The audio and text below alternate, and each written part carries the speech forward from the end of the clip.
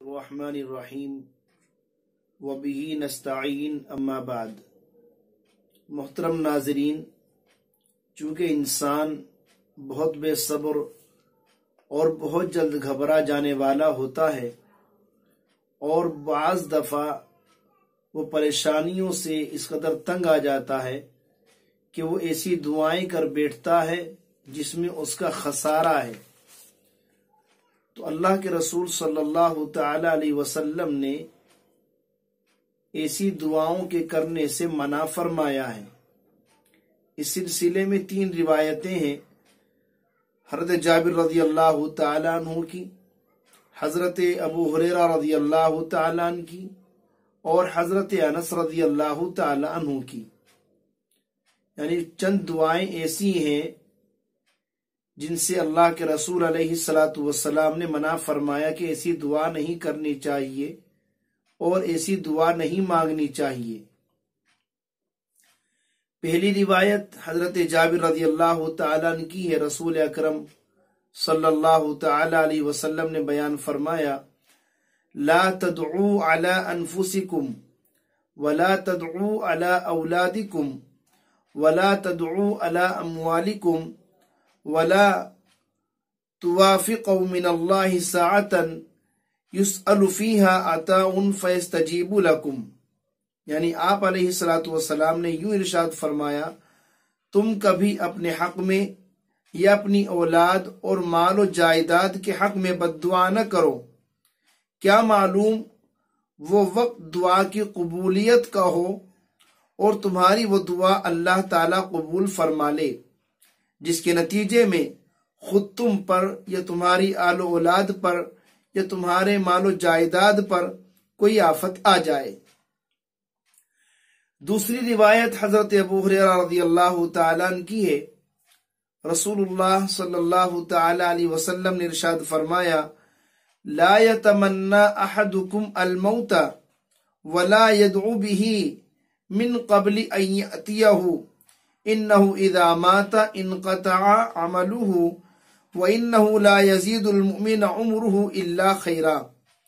یعنی تم میں سے کوئی اپنی موت کی تمنا نہ کرے اور نہ ہی جلد موت آنے کی اللہ سے دعا کرے، کیونکہ جب موت آئے گی تو عمل کرنے کا سلسلہ ختم ہو جائے گا، رک جائے گا، اور اللہ کی رضا و رحمت حاصل کرنے کے لیے کوئی عمل کرنے کا موقع نہیں ملے گا، اور بندے مومن کی عمر تو اس کے لیے خیر ہی میں اضافہ اور ترقی کا وسیلہ ہے۔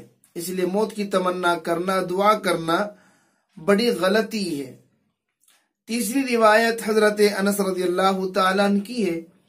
رسول اللہ صلی اللہ علیہ وسلم کا ارشاد ہے، لا تدعوا بالموت ولا تتمنوه فمن كان داعيا لابد فليقل اللهم احيني ما كان الحياة خيرا لي وتوفني اذا كانت الوفاة خيرا لي۔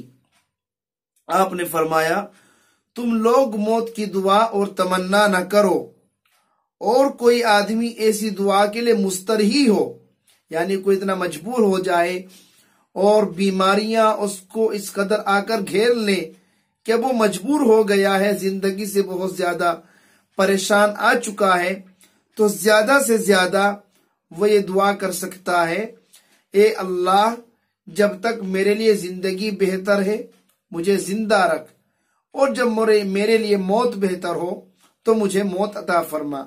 لیکن ڈائریکٹ پریشانیوں سے مجبور ہو کر یوں دعا کرنا، اے اللہ مجھے اٹھا لے، اے اللہ مجھے موت دے دے، اس سے اچھا میری موت آ جاتی۔ بعض دفعہ عورتیں اولاد سے پریشان ہو کر، بچوں سے پریشان ہو کر، بچے شرارت کرتے ہیں، دعائیں مانگ لیتی ہیں، حالانکہ ان کا مقصد دعا یا بد دعا نہیں ہوتا، لیکن وہ زبان سے اس طرح کے الفاظ کہہ جاتی ہیں، اس سے اچھا یہ پیدا ہی نہ ہوتا، اس سے اچھا یہ پیدا ہوتے ہی مر جاتا۔ یہ تمام کی تمام وہ دعائیں اور بد دعائیں ہیں جن کے کرنے سے اور جن کی تمنا سے آپ صلی اللہ تعالی علیہ وسلم نے منع فرمایا، اور منع فرمانے کی 2 وجہ ہیں۔ ایک وجہ تو یہ ہے کہ صبر کی صفت کے خلاف ہے۔ اور دوسری سب سے اہم وجہ یہ ہے کہ آدمی جب تک زندہ ہے اس کے لیے توبہ استغفار کا دروازہ کھلا ہوا ہے، وہ اللہ سے دعائیں مانگتا رہے، توبہ کرتا رہے، استغفار کرتا رہے اور ذخیرہ آخرت میں اضافہ کرتا رہے۔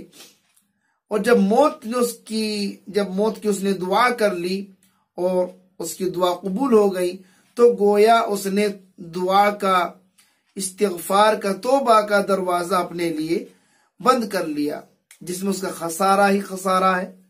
اس لیے اس طرح کی دعاؤں سے، موت کی تمنا کرنے سے، موت کی دعا کرنے سے اللہ کے رسول نے منع فرمایا۔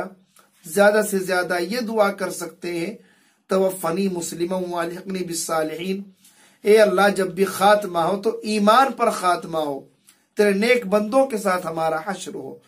اللہ مجھے بھی آپ کو بھی عمل کی توفیق نصیب فرمائے، آمین۔ وآخر دعوانا الحمد للہ رب العالمین۔